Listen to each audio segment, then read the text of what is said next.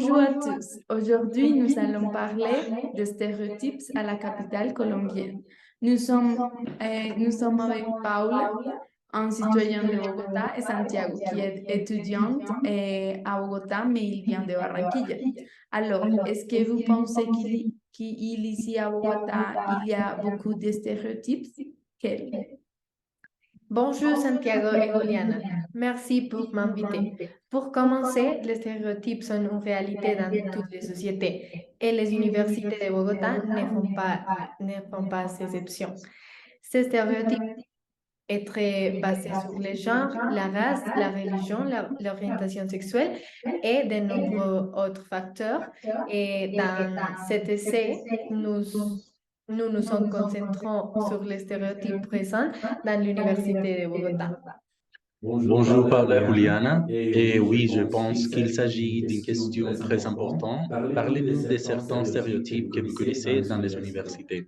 Bien sûr, et l'un des stéréotypes les plus courants dans l'Université de Bogotá, c'est des étudiants en ingénierie ou en sciences étant considérés comme des nerds ou des hypothèses. Ce stéréotype est basé sur l'idée erronée que les étudiants de ces disciplines n'ont pas de potentiel et n'apprécient pas la vie universitaire. Ils sont souvent perçus comme peu attrayants et peu intéressants.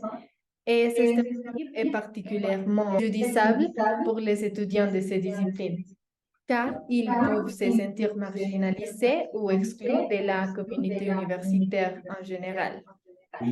Oui, j'ai vu beaucoup d'étudiants en ingénierie qui ne sont pas comme les stéréotypes et les décrits. Par exemple, mon frère étudie le génie civil et je peux dire que ce stéréotype est loin d'être vrai. Et oui, ce n'est pas vrai.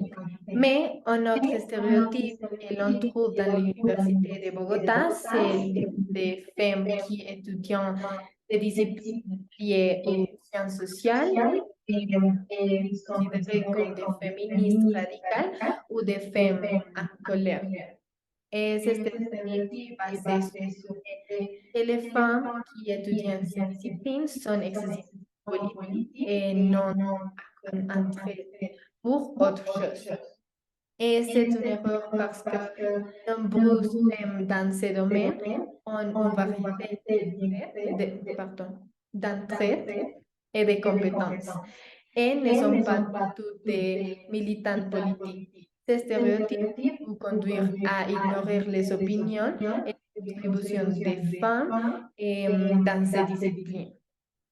Et je pense qu'il s'agit d'un stéréotype très irrespectueux pour les femmes et que nous devrions nous enforcer et de faire en sorte que les autres se sentent de penser de la sorte.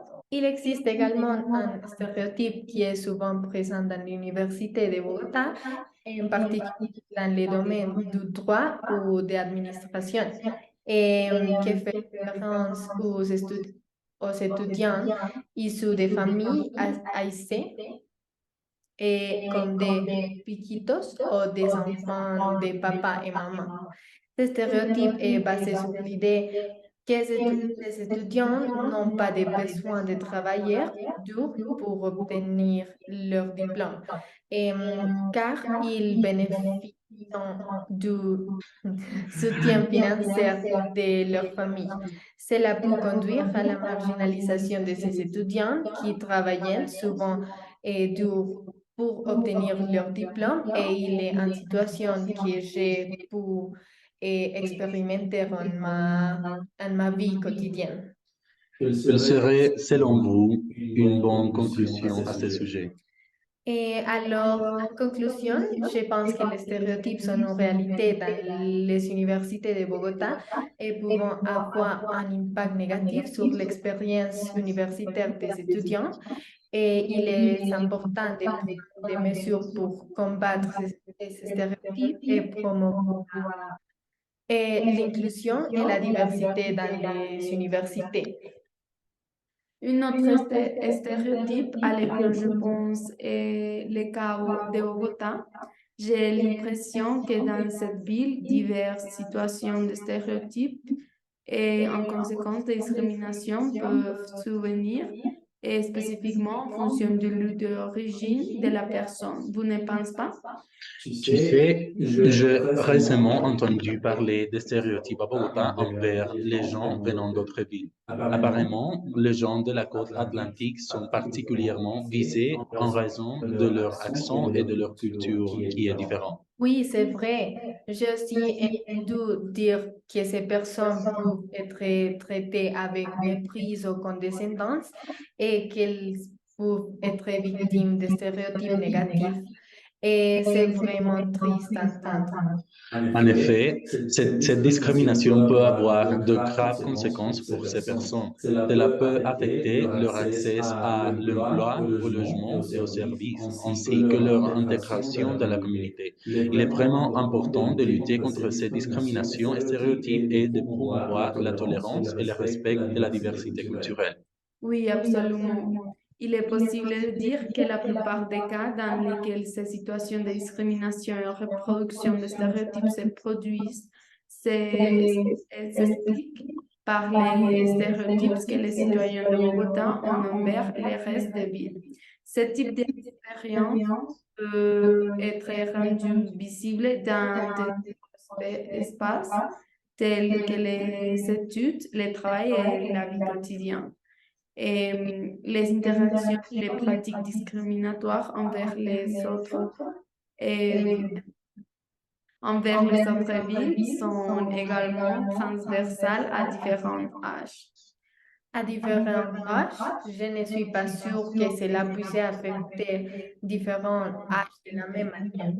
Que vous expliquer un peu à ce sujet, s'il vous plaît? Oui, bien sûr.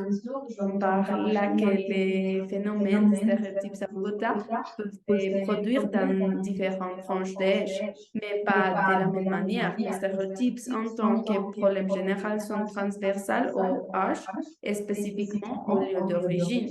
Par exemple, un enfant peut discriminer un autre à l'école parce qu'il vient d'une autre ville et un adulte peut faire la même chose dans un environnement de travail. C'est vraiment triste à entendre. Nous devons tous faire notre part pour lutter contre ces stéréotypes et formes de discrimination pour promouvoir la diversité et l'inclusion dans notre communauté. Selon vous, comment pouvons lutter contre ces stéréotypes? Personnellement, je pense que tu es lié aux interactions quotidiennes. Plus on interagit avec des gens qui viennent d'autres contextes et villes, il est facile de comprendre qu'ils ne sont pas des gens différents de Bogota et qu'ils méritent de recevoir le même traitement pour cela. Et je suis complètement d'accord. Je pense également que ce problème peut être résolu par l'éducation où les enfants de Bogota apprennent l'autre ville du pays, leurs caractéristiques et ce qu'on a à offrir au pays et au monde. Je pense que c'est vraiment prenant tous les stéréotypes et les conséquences de discrimination qu'il peut y avoir ici en notre ville. Je pense qu'un autre cas ici à la capitale colombienne sont des stéréotypes qui viennent et la stratification socio-économique qui sont des secteurs de la ville selon la classe sociale. Il y a 6 secteurs, les 1, 2 et 3 sont les plus basés, les 4, la moitié, et finalement les 5 et les 6, les plus élevés. Ces stéréotypes sont très forts en Colombie et dans cette ville parce que est un normativement ici, non? Oui, mais il y a des politiques publiques dans tous les pays pour que les personnes défavorisées peuvent avoir le service public dans leur maison. Mais cette politique colombienne est basée sur la façade de l'immeuble de chaque citoyen et sur l'état de celui-ci, et non sur les revenus. Ça ne permet pas de prendre en compte toutes les conditions des personnes. C'est vrai parce il y a des personnes qui habitent dans un secteur 1, 2 ou 3, mais leurs revenus sont beaucoup et ne correspondent pas à ceux qui reçoivent les personnes défavorisées. Alors, c'est très nouveau pour ceux qui vraiment besoin de l'aide d'État. Je pense que la normaliser les différences sociales parce que est devenue une forme de discrimination et ségrégation à Bogota qui est très forte dans le lexique quotidien et le lexique montre les stéréotypes qui s'originent de cette normalisation légitime. La stratification sociale à Bogota est une politique qui a aggravé la division historique entre nord et sud de la ville. Et pour cela, aujourd'hui, il y a des stéréotypes très forts selon chaque personne ou leur résidence, parce que vivre dans le sud est associé à être pauvre et ce n'est pas bien vu, et vivre dans le nord est associé à être riche. J'écoute beaucoup d'histoires de personnes qui habitent dans secteur 5 ou 6, mais ne peuvent pas payer les impôts selon leurs revenus et seulement pour prétendre, ils s'entendent. Je pense que cela a influencé la façon dont les habitants pensaient de la ville et s'identifient là. Et aussi, il y a beaucoup de phrases qu'on écoutait souvent par des stéréotypes. Oui, j'ai écouté phrases comme vous remarquez votre secteur où il y a du secteur vent. Et j'écoutais aussi après la 72e rue, c'est le sud et plus. Et je pense que c'est impressionnant qu'il y a encore ces stéréotypes et en conséquence ce type de discrimination dans notre vie. Cependant, il y a quelques années, ce genre de discrimination était beaucoup plus marqué qu'aujourd'hui. Même les à se produire. C'est pourquoi la compréhension des mots est très importante. Alors, il n'y a pas plus de temps. Merci Santiago et Paula pour venir et merci à tous pour nous écouter. Merci, au revoir. Au revoir. Hey.